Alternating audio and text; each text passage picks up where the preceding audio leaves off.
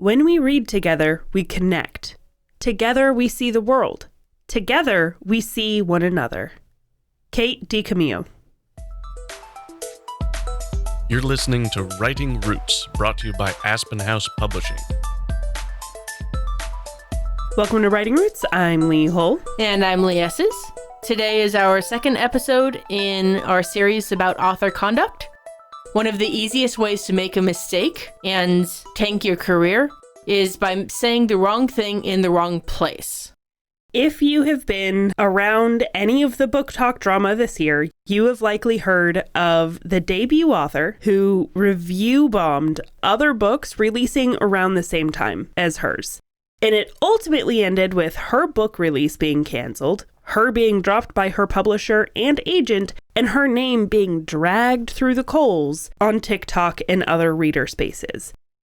This was bad for a myriad of reasons, but it is a good starting place for our next couple of episodes, largely talking about authors and their interactions with readers in reader spaces. So today's episode, we wanted to talk about those reader spaces.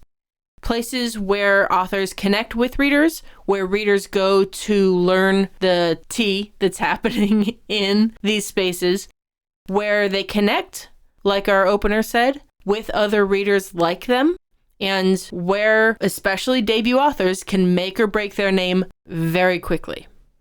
So first off, what is a reader space? As Lee just mentioned, it is the places that readers can get together, that they can connect, and that authors can, but very carefully, connect with their readers. Some examples would be BookTok, Bookstagram, Goodreads, Storygraph. This is the watering hole in your readers' lives that they're going to find their next read. Reader spaces are also where readers go to discuss books, good and bad. And this is where it gets dangerous for authors to be involved. If they are involved in reader spaces when they come across bad reviews of their own books. It's also where readers go to talk about their reading. They share their TBRs, or they promote arcs that they recently received, or talk about tropes they like or don't like, or just generally talk about reading. That's where they are. That's how they do it, building these communities. If you've been in a chain bookstore in the last year or two, they probably have a hashtag trending at least table, if not section, where people can go and find whatever books are really popular on social media right now. When you hear people talking about the trending books, they figure out what is trending by going to these reader spaces. Reader spaces serve very specific purpose for readers. We've touched on it a little bit. But mostly, these places are for readers to find a community. They can find other people who have the same interests in their little niche topic, whether it is mystery or cozy fantasy or dark romance.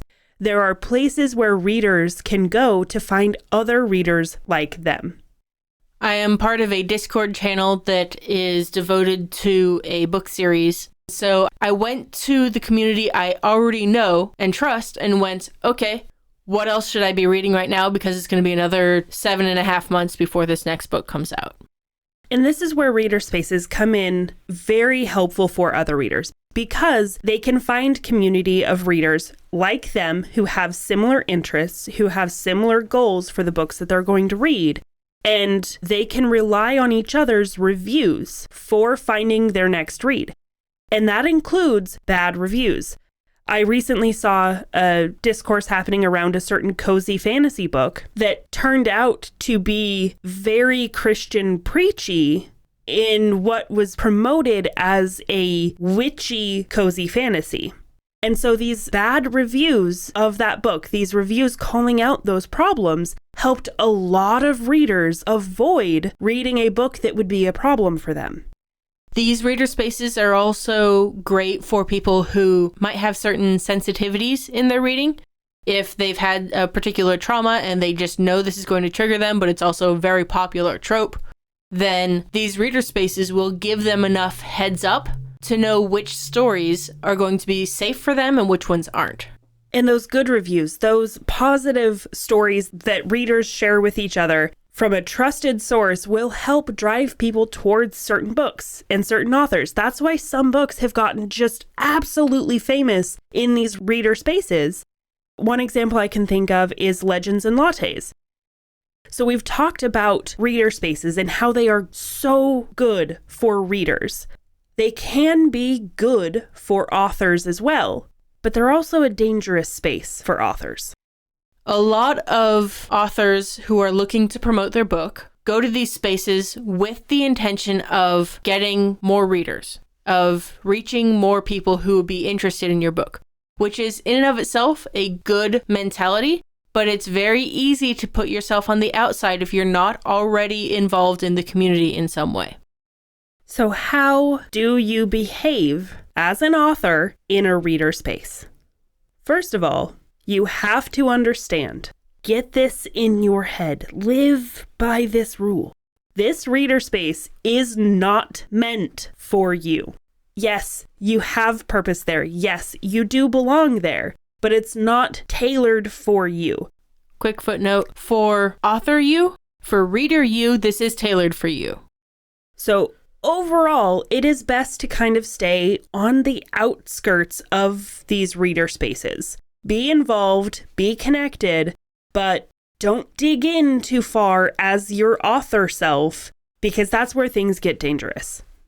So here are some ways that you can be an author in a reader space. You are allowed to post promotional content, especially if there's a conversation happening and your story happens to be relevant to this conversation. Connect with the conversation and you can bring up your book at the same time. But don't pressure potential readers. Don't guilt other people for not reading it. These negative emotions will carry with your book. They'll see that name and go, oh, and they're not going to be filled with joy at the potential that your book could bring. Overall, I have seen that readers in reader spaces are happy to help and support indie authors, so long as those authors are respectful of the reader space and provide a good book. So being there, giving them the opportunity is great. I've seen a rule that in general with your content that you post, you only want about 10% of it to be direct promotion of your book. Another thing to keep in mind when you are posting this promotional content is to be genuine.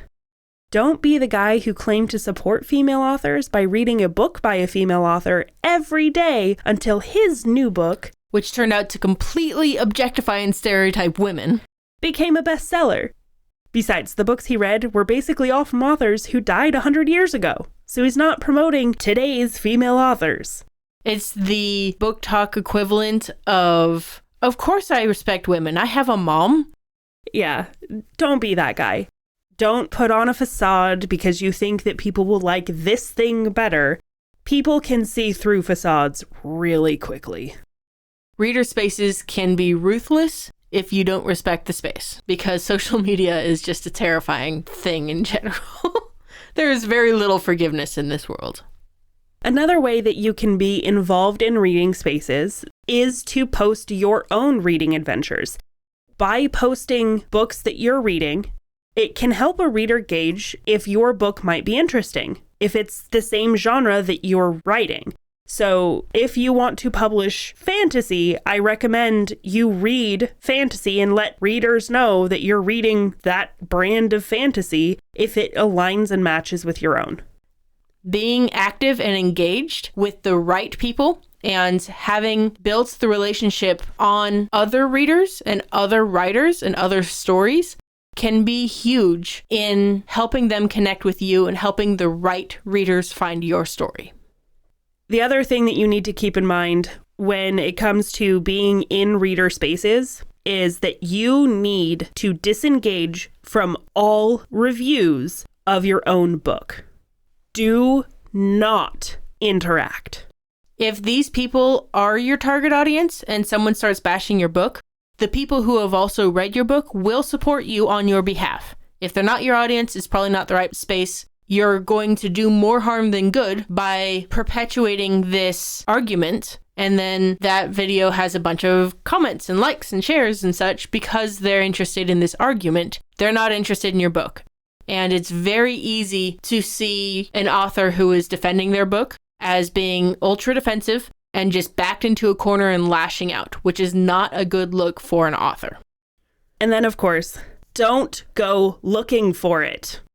Don't go looking for your reviews. Don't go to Amazon or Goodreads to see what people are saying about it. Don't do it.